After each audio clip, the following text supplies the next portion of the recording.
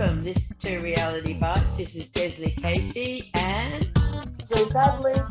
and today we're talking about the 2022 federal budget, which has just been handed down by the Treasurer, Josh Frydenberg, by the federal government, which is a Liberal national government. So we're just kind of talking a little bit through this budget. So first off, that Josh starts off his little spiel in "We live in uncertain times." Yeah, well, we all know that. But how is he going to deal with it? That's a different story entirely. Anyway, so Sue and I decided we would do a little bit of a budget review from our perspectives. And please note, we are not financial economists or financial advisors. So we're just talking about it being an ordinary people living our everyday lives here in Australia and what we see of this budget. Now, Josh carried on about unemployment being at 4%, which is the lowest in 38 years. Yeah. And that it's supposedly 2 million Australians are now in work than when they came into government 8 years ago.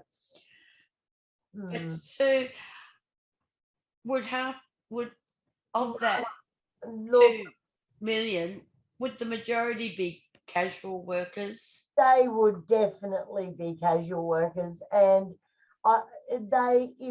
if you're employed an hour in a week, you come off the figures. So it's not really a true reflection of the figures out there because of the way that they put them together. So, if you do 2 hours work this week, you come off those numbers.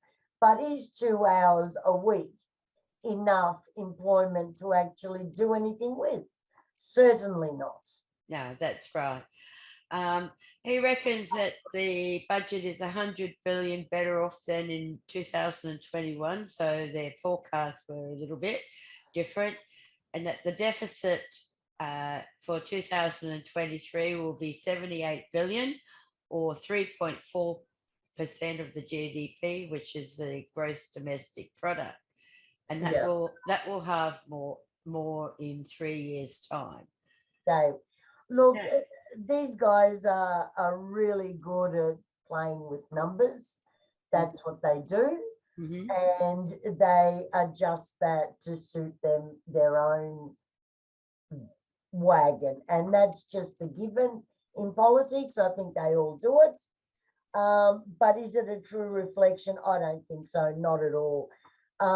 We have a huge deficit at the minute, which isn't going anywhere. And I don't think that this is going to help. This is, to my mind, this is a really not so well designed budget to try and buy votes. They've written this up in a manner that's going to be the cheapest way that they can turn a few people, mainly lower income people. Like, there's no mention of increasing wages anywhere. No, and that was actually very interesting. If we go into cost of living relief that he talked about a little bit at length, and he's saying it's really only for the next 6 months. Yes. So let's just have a look at that cost of living. So it's temporary. So it's only for 6 months. It'll get them through the election. As such, even though his point after with one of the interviewers was that, well, they all come in effect from the 1st of July, and when the election is to be held in May. So hello, he's saying, but they're little sweeteners. Well, the actual gift of $250 comes into effect in April, Mm. and the cut in fuel excise also comes in effect in April. Well, And actually, cuts out in comes September. it comes in effect from midnight tonight, Susan. Yeah. Legal. So yeah.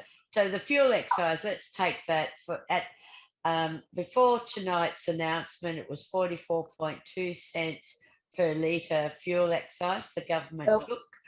And from midnight tonight, it's going to be 22.1 cents per litre. So everybody will be running to fill up tomorrow. Yes, I should have waited a week, shouldn't have I? Yeah, yeah. So, well, yes, that's going to help temporarily. Yes. And I know when I went to the Bowser even 2 weeks ago, and I only have a little Honda Jazz, it cost me something like $58 to fill up the car. And I already had, it was just under half. So, yes, I'll welcome that, but then he's only doing it for 6 months. Exactly. And that in no way is going to make the meat at the supermarket more affordable or the fruit and veg. So really, yes, we welcome it because any saving we welcome, and that will make a bit of a difference to how far we drive. But in terms of living expenses, it really is very minimal impact. Oh, absolutely. The Absolutely. 420 that they've given to workers, I mean, again, we're spending, everything's gone up so much that it really isn't going to make a huge bit of difference. The 250 to the pensioners and, people on income support, it goes nowhere. I mean, 250 doesn't even half pay your rent for the week.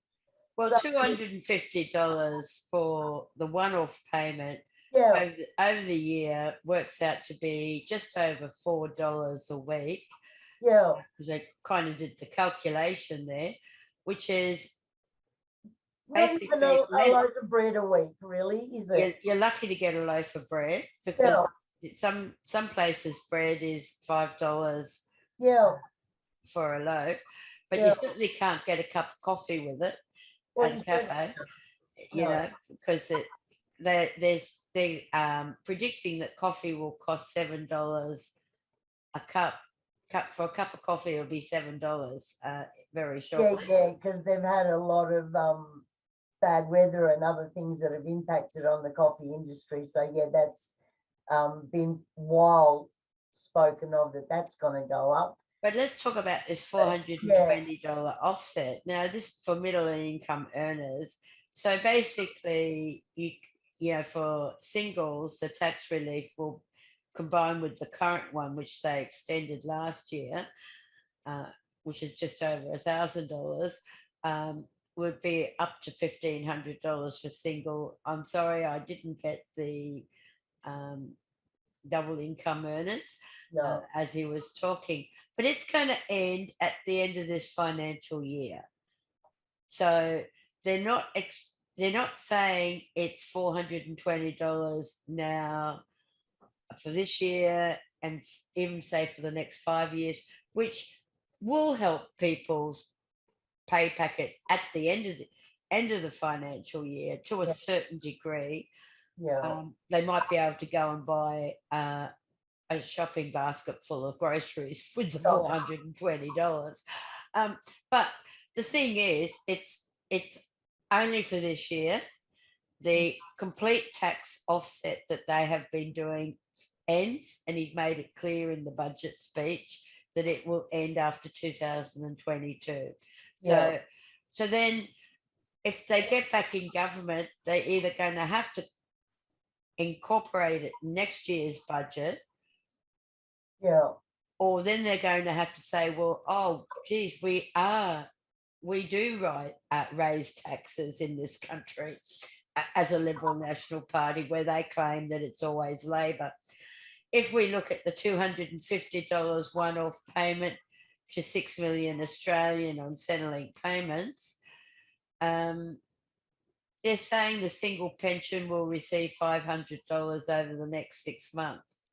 Well, I still can't work out how they're working out that figure because he never really gave what that figure was all about. Oh, he included the $20 that we Which got was- in the CPI index. Yes, that's what it said. But you know, I mean, That's a normal CPI index exactly. anyway. Why would you even include that in that?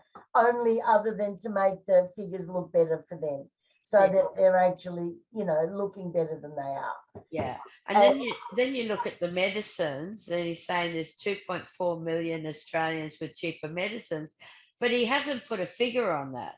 No, there was what- no figure I noticed on Lots health of at things. all. No, He mentioned that they've put money, you know, every year that they've been there, they've put money into Medicare, and that Medicare is a certainty.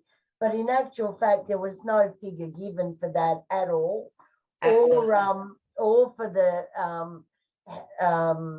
medical benefit scheme, which is and the PBS. There were no figures given to that. And no The figures good given. news in that is that they've put a new drug on the PBS Yes. for better treatment of breast cancer. So I suppose we say thank you for that, because anything that's going to prolong a young mum's life or any mum's life, you know, or any woman's life, it is a good thing, and we're not going to, you know, Knock it back. other than that. But in terms of what he said about health or anything, he just said some nice words, but there were no figures attached to that. So I assume that things are going to stay the same. I also noticed, Susan, that he didn't mention any figures. He's saying he's increasing the funding for suicide prevention and mental health services. Yeah. But again, was very slack on giving any sort of dollar amount in regards to that. He So- did mention that there was 2.3 billion that they put into mental health and 1.1 billion into domestic violence last year. But he didn't mention a figure for mental health for this year. He did, though, mention $1.3 billion package for domestic violence. Absolutely, that's included emergency accommodation and all that.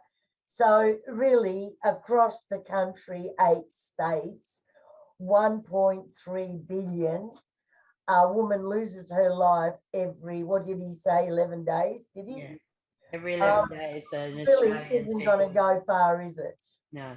And then when you think about, let's look at unemployment and small business for a minute. So he reckons that unemployment rate is heading towards a 50-year low. But as we've already pointed out, if you are employed 1 hour a week, you're then considered to be employed. So he's not saying really that unemployment for full-time work or even decent part-time work has reached the 50-year low.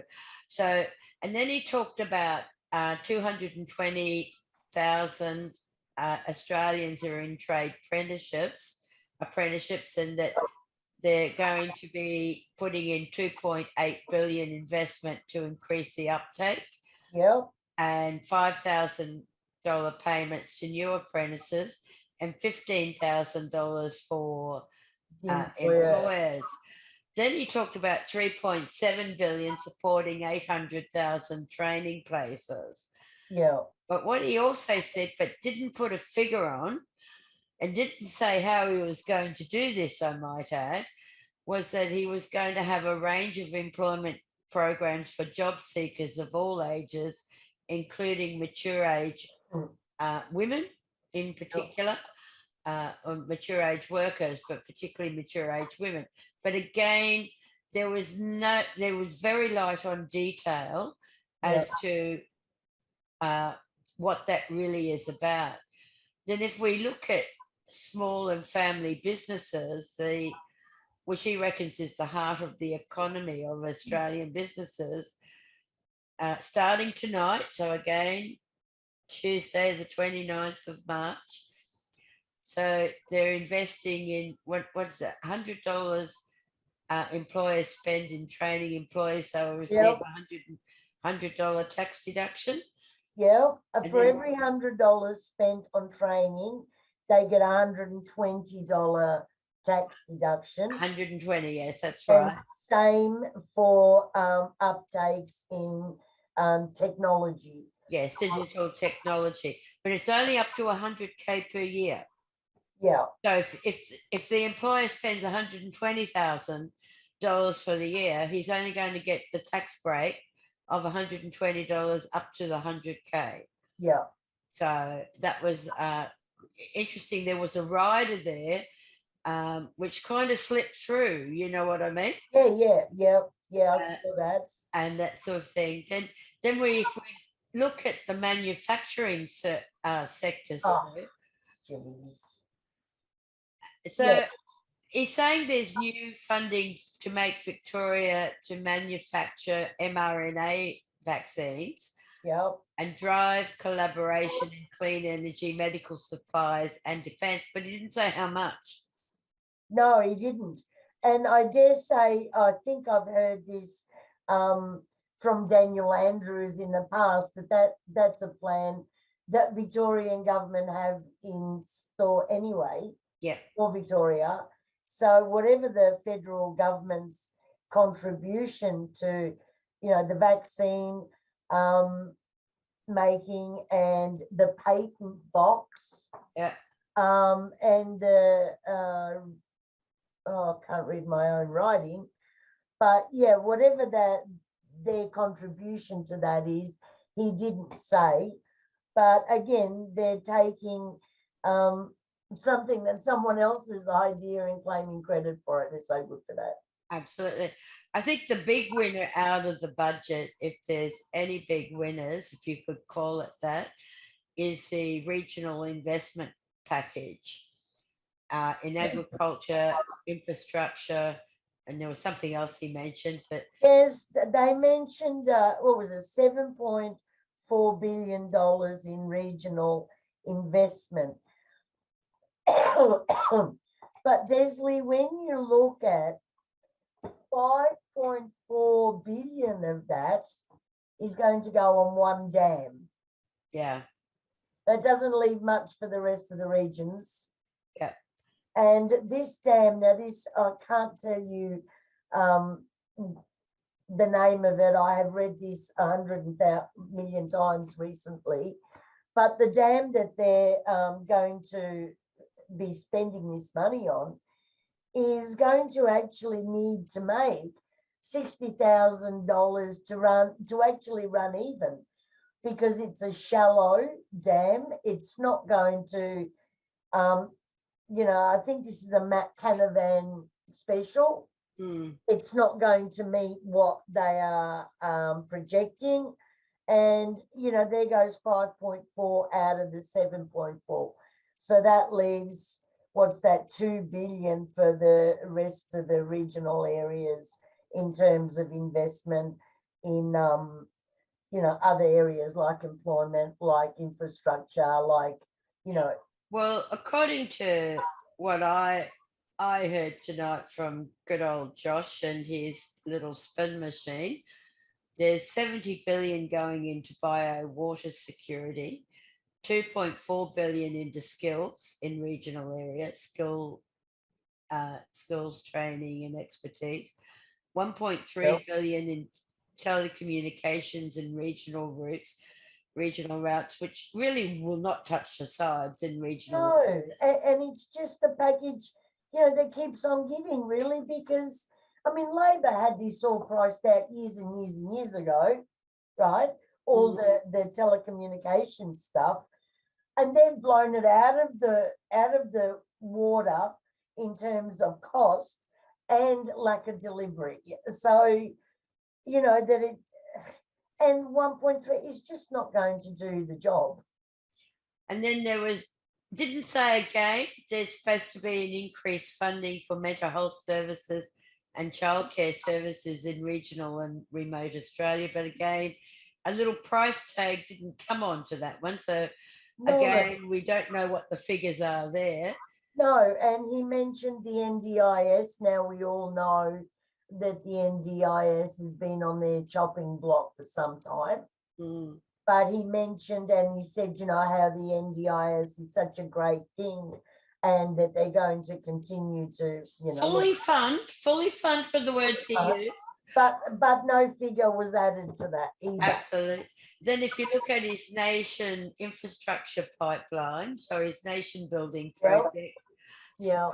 the Snowy 2.0, Sydney Airport, and I didn't get the others.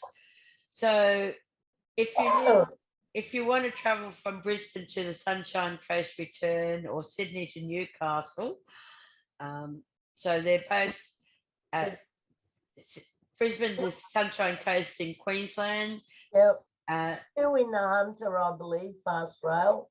Yeah, Sydney to Newcastle, in New South Wales. Then there was, I did pick up the Great Eastern Drive in Tasmania. So yeah, I'm not sure.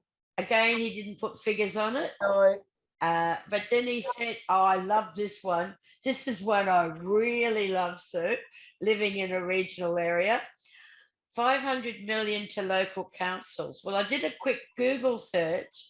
There are 537 local councils in Australia, which equals $931,098 per local council.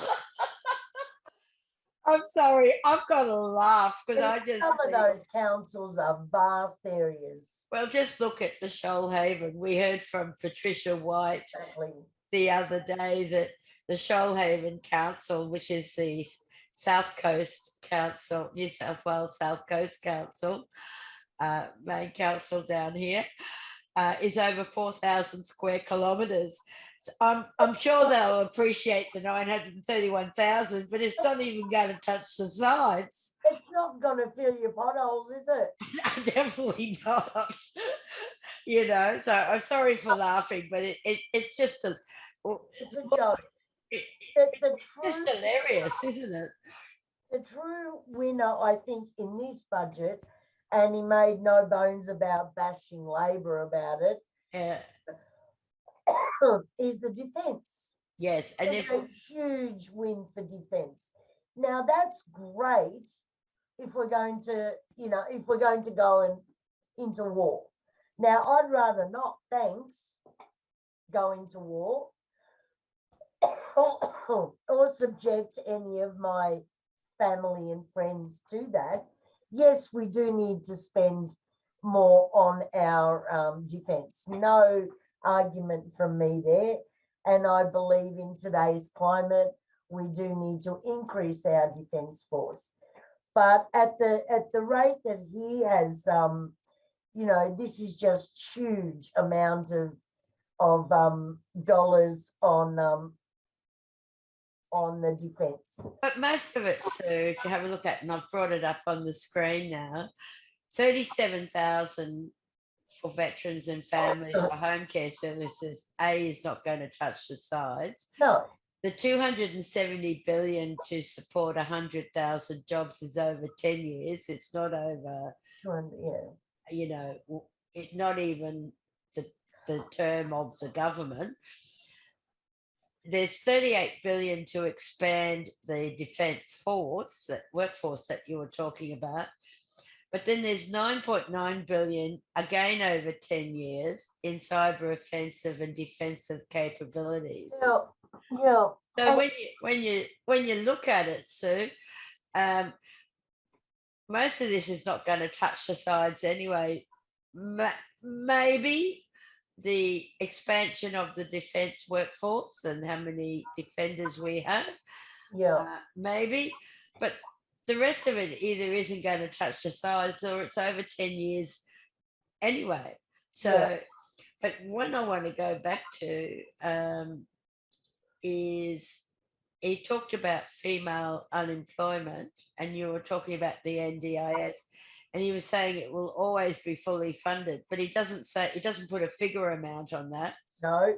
And then he goes on about aged care, what he did in 2021, Yeah. and now more.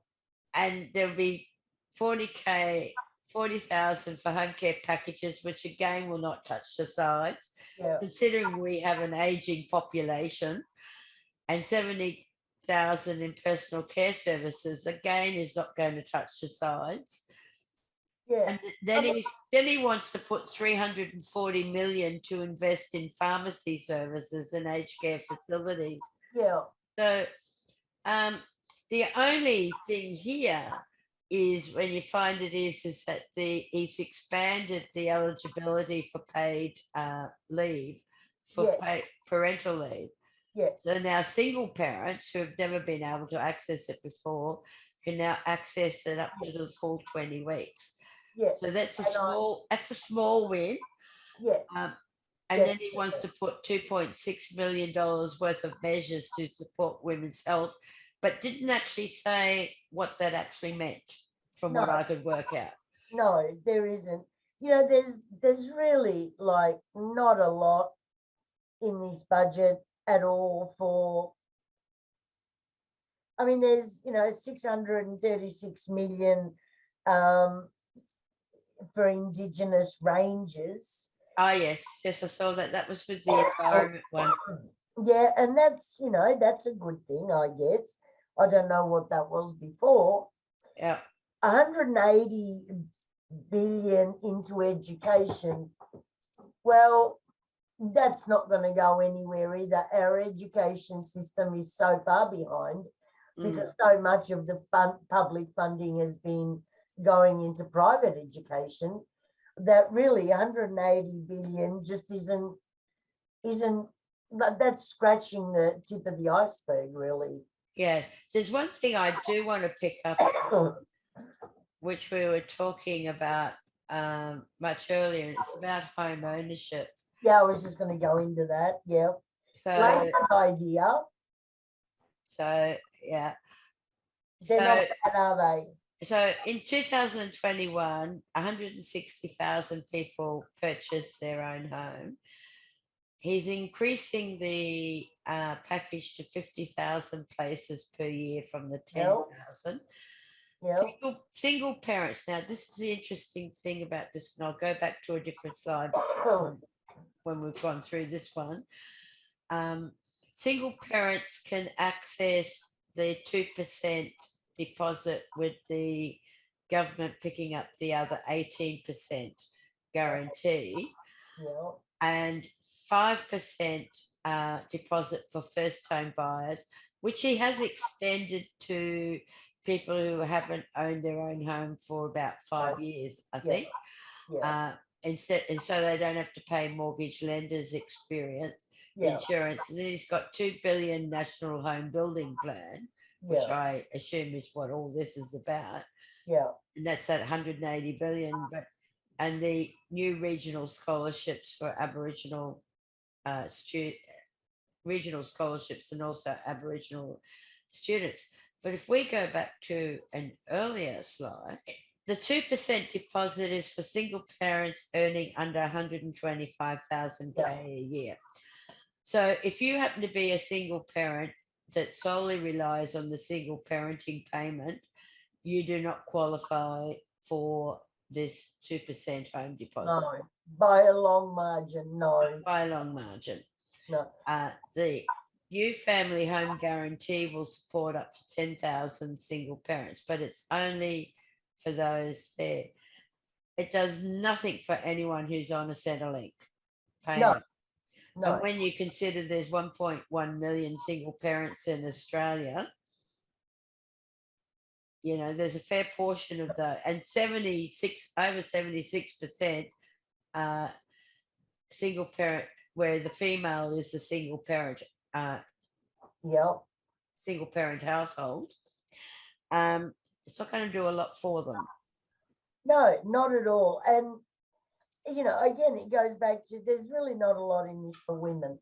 I mean, this was an opportunity for the Liberal Party to because let's face it, they have gone out of their way to offend the women population of this country. Mm. They have shown total disrespect and disregard for the women of this country. And this was their opportunity to actually right a few wrongs, if you know, for lack of a better word. And they really haven't done that at all.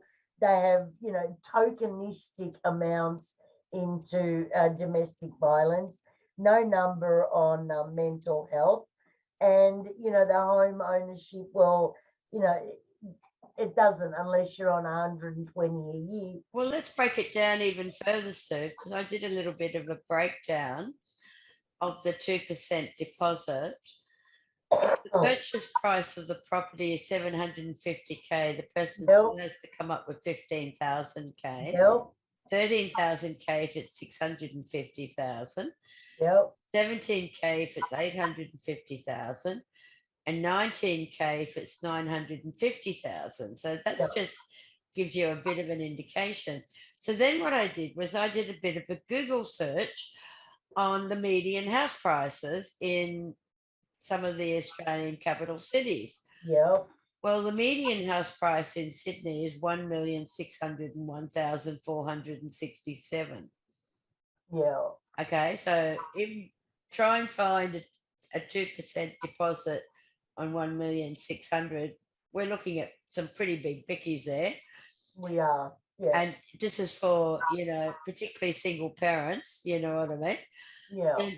Then you look at Melbourne, it's 1,101,000, blah, blah, blah. Brisbane is 792,000. So you're looking there at around, 15,000 there for Brisbane. Adelaide is around about the same. But then I looked at the median house price in Tasmania. Hobart is 960,000, which is higher than the Tasmania's median house price of 530,000. Yeah. And then I looked at Perth, and I got a whole list of Perth suburbs. But breaking it down, Perth suburbs range from 227,000 to 2.2 million. Yeah. So,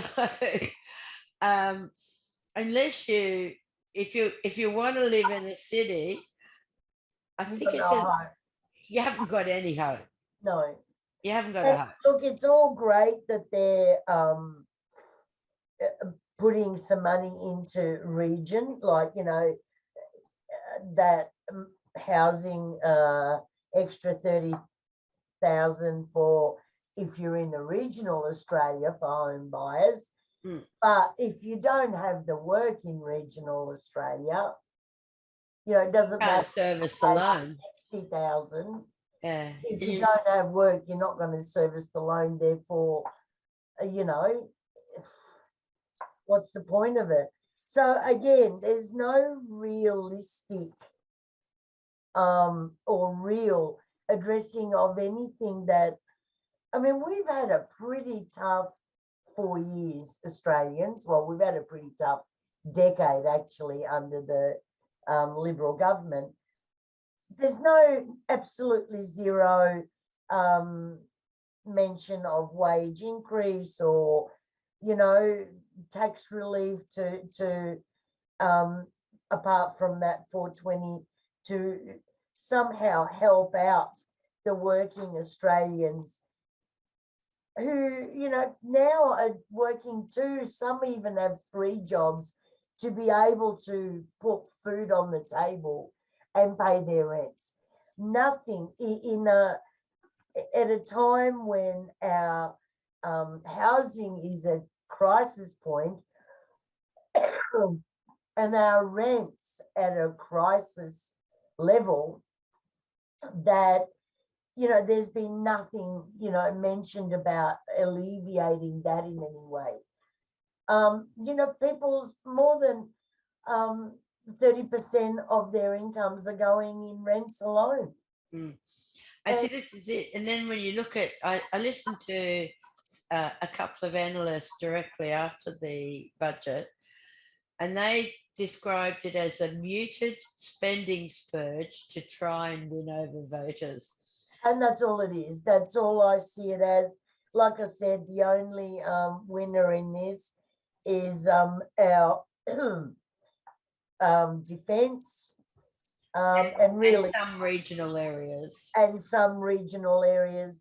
But even that is, I think, would be subject to lots of different scrutinisation. This government is not known for doing any kindnesses to any. Well, the thing that I find, Sue, is that with the cost of living, as you're talking about, it's very targeted to get people through, as these analysts describe, through the next 6 months. But what happens after that? Well, they're either looking at that in two ways. Either they're not going to be there, therefore it's not their problem, or shit, we'll have to revisit this in 6 months' time. Yeah, and then they're already predicting that interest rates are going up in the middle of 2022 and continue for the next 2 to 4 years. So again, 6 months is not going to cut it, but also, as you said, it's showing the budget papers are showing a tight. Now, these analysts have read the full budget. Yeah. They've been in budget lockdown and they've gone through it with a fine tooth comb. We're just giving you some of the commentary. Yeah. And that sort of thing. We haven't actually looked at the full budget papers, but wages growth is not increasing, and that's a clear one. And it's showing a tight. So for all their fanfare about unemployment going down, it's showing a tight labour market. Yeah. And so consequently, they've got $20 billion of regional infrastructure, and their spending is 27.2% spending of the GDP. Yeah. Of the gross national product. Yeah. Now, excuse me for a minute, Desley, but geez, I'm over this rubbish. I mean, they flog Labor uphill, down dale about their spending at 25.7%. At 25, yes. during a global financial crisis, which, by the way, we came out on top because of that spending. We came out on top of all the financial crisis. This lot have just spent. But unlike with Labor, we have absolutely zero to show for all that spending. And I think that that's the takeaway message here is, yeah, you can spend, but, who's it going to benefit over what period of time? And right now, Australia, in my mind, is suffering. All Australians are suffering. And the lower down the earning pole you are, the more suffering you're doing. And this doesn't address any of those issues. And well, it's a temporary band-aid quick fix. Yeah. To actually, regardless of how you want to look at it, they're trying to get through an election cycle. Yeah. They've got to call the election. There's pundits who are saying they'll be calling it either the end of this week or next week. Yep. Because they have to call it 6 weeks in advance, because they've got to go into caretaker government. Yep. So it's really, and I think Labor will accept the budget. I think Albo will come out with a few. It'll be interesting to hear Albo's speech on Thursday night. As his budget reply. Listening to that. I'll have to record it because I have to go to work that evening. But anyway, it'll be interesting to hear that. But they're not going to knock back giving people these they never more benefits and that. No.